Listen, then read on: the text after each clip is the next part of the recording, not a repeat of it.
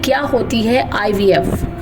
1978 में आईवीएफ तकनीक का आविष्कार ब्लॉक ट्यूब में गर्भधारण करवाने के लिए किया गया। समय के साथ इसमें नए नए आविष्कार होते गए और ये तकनीक अब निसंतान दंपत्ति की समस्या को दूर करने लगी है। आईवीएफ यानी इन विट्रो फर्टिलाइजेशन हाल ही के दिनों में ये काफी लोकप्रिय हो गई है और ज्यादा से ज्यादा लोग इसे चुन रहे हैं। जो लोग गर्भ धारण करने में असफल हो रहे हैं वो इसका इस्तेमाल ज्यादा कर रहे हैं। जब शरीर अंडों को निषेचित नहीं कर पाता तो उन्हें प्रयोगशाला में निषेचित किया जाता है, इसलिए इसे आईवीएफ कहा जाता है। एक बार जब अंडे निषेचित हो जाते हैं तो भ्रूण को मां के गर्भाशय में स्थानांतरित किया जाता है, यानी कि अंडे को निषेचित होने के बाद मां के गर्भ में ट्रांसफर कर दिया जाता है। आईवीएफ प्रक्रिया में शुक्राणु और अंडे का मिश्रण शामिल होता है। ये आमतौर पर एक डिश में तब तक होता है जब तक कि निषेचन नहीं हो जाता।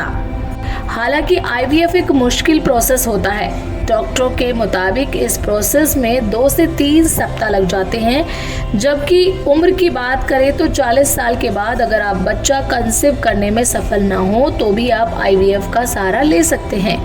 भारत में आईवीएफ की कीमत अलग अलग क्लिनिक और शहर के आधार पर अलग अलग हो सकती है। सामान्य तौर से आईवीएफ का खर्चा भारत में 1.5 लाख से 2 लाख रुपए के बीच आता है। ये मूल रूप से इलाज की लागत, दवाइयों की कीमत, उपचार की ड्यूरेशन और अन्य चिकित्सा खर्चों पर निर्भर करता है।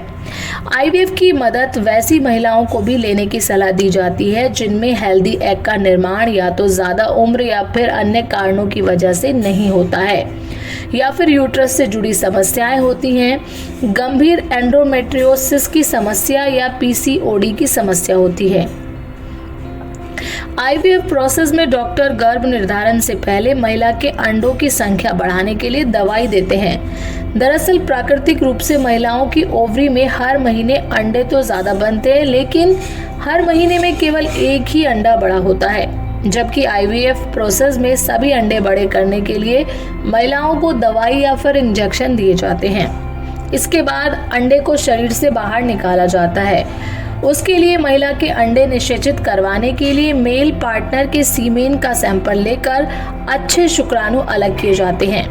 लैब में महिला के अंडों के सामने पुरुष के शुक्राणुओं को छोड़ा जाता है। शुक्राणु अंडे में प्रवेश कर जाते हैं और फर्टिलाइजेशन की प्रक्रिया पूरी हो जाती है। आईवीएफ में महिला की ट्यूब में होने वाले काम को लैब में किया जाता है। इसके बाद भ्रूण का विकास। एम्ब्रियोलॉजिस्ट इंक्यूबेटर में विभाजित हो रहे भ्रूण को अपनी निगरानी में रखते हैं। 2-3 दिन बाद ये अंडा 6 से 8 सेल में बदल जाता है। एम्ब्रियोलॉजिस्ट इन भ्रूण में से सबसे अच्छे 1 या 2 भ्रूणों को स्थानांतरण के लिए चयन करते हैं। कई मरीजों में भ्रूणों को 5 या 6 दिन लैब में विकसित करके ब्लास्टोसिस्ट बना लिया जाता है। इसके बाद स्थानांतरित किया जाता है। इसमें सफलता की संभावना ज्यादा होती है। यहाँ आपको बता दें कि ब्लास्टोसिस्ट गर्भावस्था के प्रारंभिक विकास में एक महत्वपूर्ण चरण है जो निर्धारित अंडे के प्रोग्रेस की तरफ संकेत करता है, जिसे ब्लास्टोसिस्ट कहा जाता है। और इसके बाद होता है भ्रूण का ट्रांसफर। आईवीएफ प्रक्रिया के जरिए बने भ्रूण या ब्लास्टोसिस्ट में से 1 या 2 अच्छे भ्रूण को एम्ब्रियोलॉजिस्ट चयन करते हैं। एम्ब्रियोलॉजिस्ट यानी वो व्यक्ति जो अंडे के निषेचन और उस वक्त उसके विकास का अध्ययन करता है, यानी कि उसके पूरे प्रोसेस पर नजर रखने वाले व्यक्ति को एम्ब्रियोलॉजिस्ट कहते हैं। कैथेटर इमेजिंग की निगरानी में औरत के गर्भाशय में ट्रांसफर कर दिया जाता है।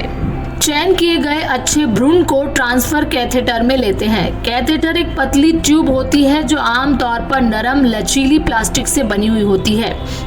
ये एक चिकित्सा उपकरण है जिसके जरिए भ्रूण को बड़ी सावधानी से अल्ट्रासाउंड इमेजिंग की निगरानी में महिला के गर्भाशय में ट्रांसफर कर दिया जाता है। भ्रूण स्थानांतरण की प्रक्रिया में दर्द नहीं होता है और महिला को बेड रेस्ट की भी जरूरत नहीं होती है।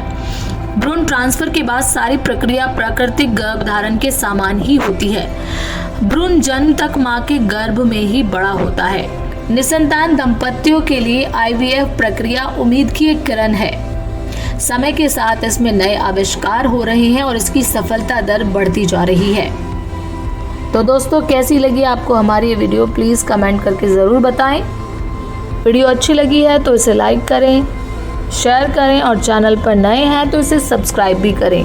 तो दोस्तों मिलते हैं नई वीडियो में, तब तक के लिए बाय बाय।